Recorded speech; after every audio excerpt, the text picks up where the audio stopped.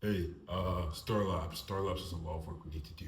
To be frank, I underestimate the speed of external research that's going on outside of our lab and the whole fixes and new Gaussian's place. And just for people who want context, the pioneering work of Star Labs so far has been, or the goal of Star Labs has been to build an explicit geometry world model. And to do that, we had to build a substrate that could be utilized by said world model. And that substrate was a physics imbued Gaussian substrate. And that was really cool. Really cool paper. Got thermodynamics working, got like a unified substrate with a bunch of different stuff like fraction and all that. The issue with that is that that's been sitting for about a couple weeks. Right, I submitted to a CVP workshop, got in, thank God, but then not much has been done since. It's been a lot more like tweaking, trying to build a benchmark because one of the biggest weaknesses of this paper was that they didn't have any quantitative validation, like, oh, this is better than the frontier, right? That's something that's really important in research. So I've been doing that for a couple of weeks, but now I come back, okay, let me get ready to publish this, let me get ready to not only publish this, but also submit it to top tier conferences like CVPR. But now as I come back, there's a lot more papers in the space, like in the same exact space as the whole NPM, Gaussian substrate stuff, and even in terms of doing stuff like thermodynamics. All this to say is that research moves really, really fast, right? So something that was novel a couple of weeks ago is no longer novel, but actually just one in many in the next couple of weeks. And I think because of that, I have to really expand the Star Labs team to no longer just be myself and one other person, but to be many more. The original idea was that after we built the Imagine world model proof of concept, I've turned a lot of like terms and buzzwords and all that.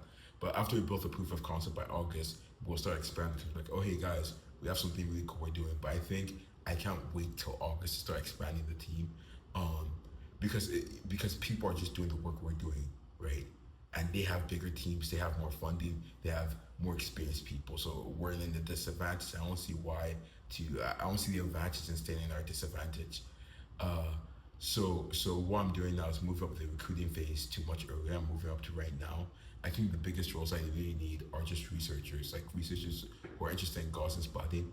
And to be honest, I wouldn't say it's a stage where you need to know extremely a lot. I think if you can get the idea of Gaussian spotting, it must take a couple of days and can just get into the whole idea of physics and simulation and material point method, or even just like graph neural networks. If you work on the whole imagine model stuff, then you should be able to be you should be good enough to work on the team and just start pushing the work we're doing. But I also think another role we really need is a social media manager, or just a marketing person. I don't say that to say like, oh, we need to start like pushing content for investors to be like, hey guys, let's invest in these guys. I see that more so in that the whole idea of Star Labs is that it's meant to be a research lab operating like a startup, right? And I think to do that, you have to also be gaining attention, getting your eyes onto your work.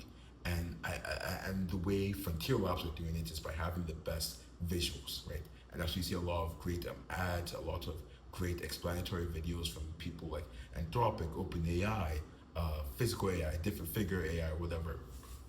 Um, I think that's something we have to do even at early stage because even now, like I was trying to start getting people recruited for Star Labs through Twitter, through LinkedIn, through Instagram even. But with Instagram, I have no post up for Star Labs, and the reason is because I just don't know what to post. And obviously, I can go spend an irresponsible amount of time making Instagram posts for Star Labs, but like I don't want that to be my role. I don't want that to be my task. I think my task, my time is best suited in terms of pushing the work at Star Labs, like stuff like Gaussian Flush, Gaussian Bench, and the Imagine model, right? I think having someone whose goal is not only to just like push content, like say, okay, these guys are doing this, these guys are doing this, or maybe even help with the blog post, but also who can just help with the branding in general. So they can go through the website and say, hey guys, you guys have way too many M dashes, and this is probably from when you guys first put the website online, but let's clean that up. Or maybe, okay, you guys have been talking a lot about this and why this is significant. Why don't we set a pre-post to explain why this is significant? They give me something like, why do we think explicit geometry matters for world models? Like, you just be a simple post like that, and you don't have to be an expert in this topic to write the post or to clean up the post. You can just be someone who's really good at writing, right? So I think my goal is really just to recruit one person for that.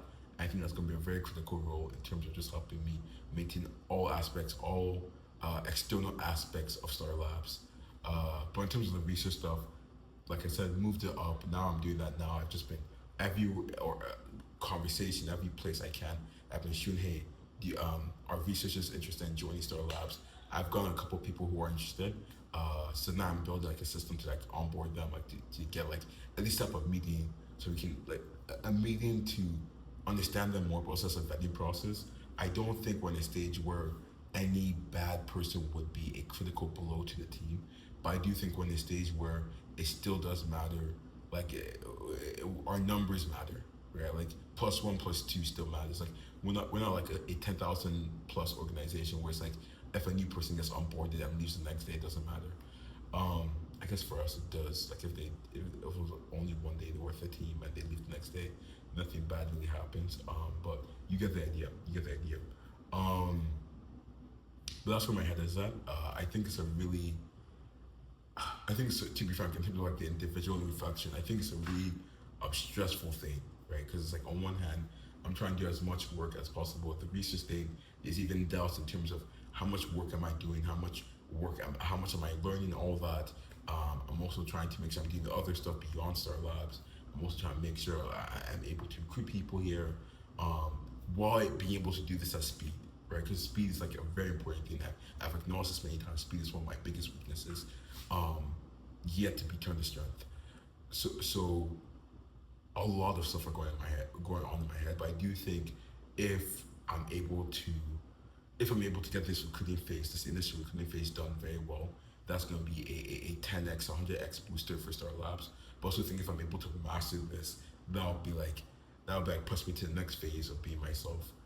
Um, but yeah, that's pretty much it. In terms of anything else, I'll keep this project posted.